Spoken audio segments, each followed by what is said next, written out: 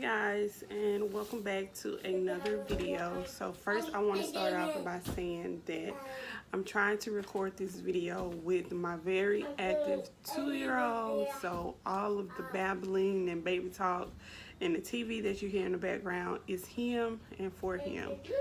So I know I told you guys in my last video that I was going to try to come on and make as many, try to put out new content as often as I can. So since I talked about something that's kind of popular on my channel in my last video, I thought I should come on and make a follow-up video to that, and that is what we're going to be doing, or when are we going to start TTCing or trying to conceive.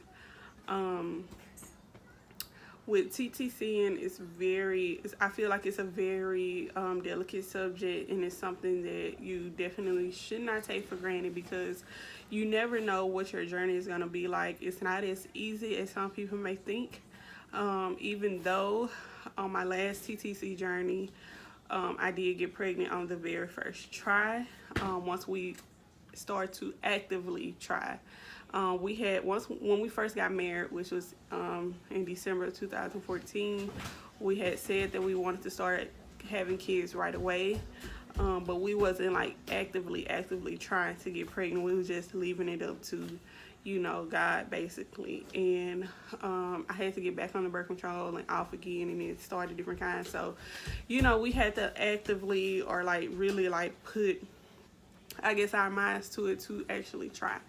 So for right now, we're not trying because I really want to, see what my doctor says and really take her advice and see what she thinks is best. But at the same time, I'm going to be using my own instincts and doing things that I feel is best for me as well. I'm more than likely going to be doing some of the same things that I did last time, and it was basically nothing really. And I have a lot of questions that I haven't answered on the previous videos, especially my 2-week wait symptoms video. That is a very popular video on my YouTube channel. It has like almost 20,000 views, and he just turned on the fan. So if y'all hear that, that's what it is, y'all. I'm gonna try my best. So this video may seem like blotchy because I might have to do a lot of editing to it. Hopefully I don't, but he's like jumping in the bed, y'all. He's doing all type of stuff. But anywho, so I'm gonna be answering some of the questions that I get from some of those videos from back then that I have not answered, and some that I have answered just to get down, just to put it out there in a video. So before I even start trying, I want to have 2 periods, just so I know that my body is, or that my periods are becoming regulated. Right now I'm still on the birth control. I haven't had any bleeding since August the 21st. So I should have a period around the 27th of this month, the very end of this month. And so the same thing for October. And so if I have those 2 periods, I feel like they are regulated and they come around the same time. That will make my ovulation after my period in October should be around the beginning, or like the 2nd week in November, which will be probably our first time trying, if that's what my doctor agrees to as well, because I don't go back and see her until the very beginning of November. So hopefully I've gone to see her before I ovulate. That way November can be the first month that we try, and I guess we'll just go from there. The same thing I did the last time. I didn't take anything. I didn't do anything fancy. All I did, I started taking prenatal vitamins ahead of time because I knew that we were trying. So I think at that time I had my last period in like July, and then I found out I was pregnant on August 18th. And so I started taking the prenatal vitamins once my period was over, and I also was taking folic acid because it helps with like it prevents things like cerebral palsy, spinal bifida. Not necessarily prevent it, but it helps in preventing it. You should have not a large intake, but you should have enough folic acid to help aid in preventing those things. So I bought those, you know, and I think I'm pretty sure I got them from Walmart, and I started taking those. So other than that, there's nothing that I took, no other vitamins, no other medicine. And I'm just gonna ask my doctor. Well, I'm gonna tell her that's what I did the last time, and see if there's something that, you know, she would want me to do this time as well.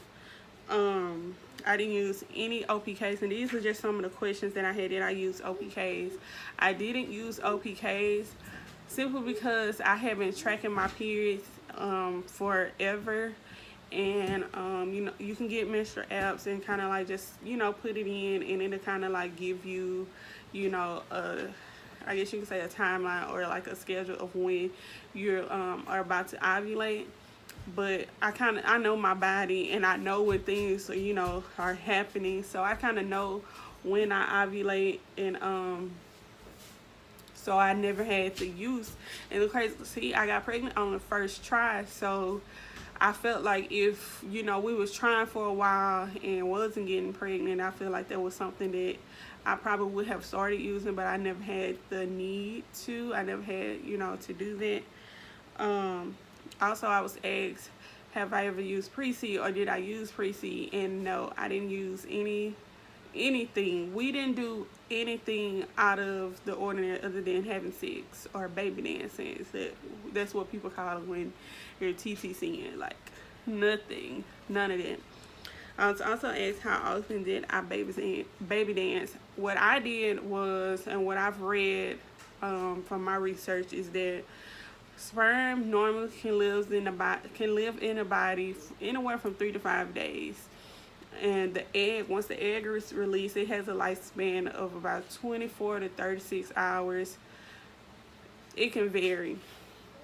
And so what I did was, instead of waiting until I ovulate, instead of waiting until I actually released an egg, I baby danced, or we had sex the days leading up to ovulation. So if you have a menstrual calendar, it'll let you know like 2 to 3 days before you're supposed to ovulate, when you're really fertile, and then a couple days after. So we baby dance those few days before ovulation, on ovulation, and not really after, because I mean, it really wasn't I feel like if the sperm is already there to meet the egg, then you'll have a greater chance of getting pregnant versus waiting till the egg to release and then have sex, or then baby dance and try to get the sperm there, and then, you know, it may miss it. But that's just what I did. And I also had a friend of mine who told me that when she got pregnant, she kind of like just laid back and kind of like put her legs up in the air, because a lot of the time your body will push the sperm out. My body does. I know a lot of times if, you know, we have sex and, you know, your body will push the sperm out. And so she had just said she put her legs up, and I did that. And like I said, I got pregnant on the very first try. And I also was asked, when did I test? I was trying my best to test after I had a missed period, but I ended up just testing, I want to say 6 days before I was supposed to have my period. And the line was very dark. I don't know if you guys have watched my live pregnancy test. The line was really dark. It wasn't a faint line or anything. It was clear as day. So, and I took a first response, and first response is supposed to, you know, detect the HCG up to 6 days sooner. So that's pretty much it. Once I go back and see my doctor, I will give you guys a more detailed video and let you guys know exactly what we're going to be doing and how I'm going to be stopping my birth control and different things like that, because I am on birth control. But she put me on a different one than the one that she prescribed while I was in the hospital, or, you know, so yeah, y'all, he's so funny. But yeah, that is all that we're doing right now. So we're just waiting until we go and see the doctor. And like I said, once I see her, I'll come back on and give you a more detailed video. So of course, if you have any questions or comments, you can leave them down below. I'll be sure to answer those for you. And I just want to thank you guys so much again for watching, and I will see you guys in my next video. Bye.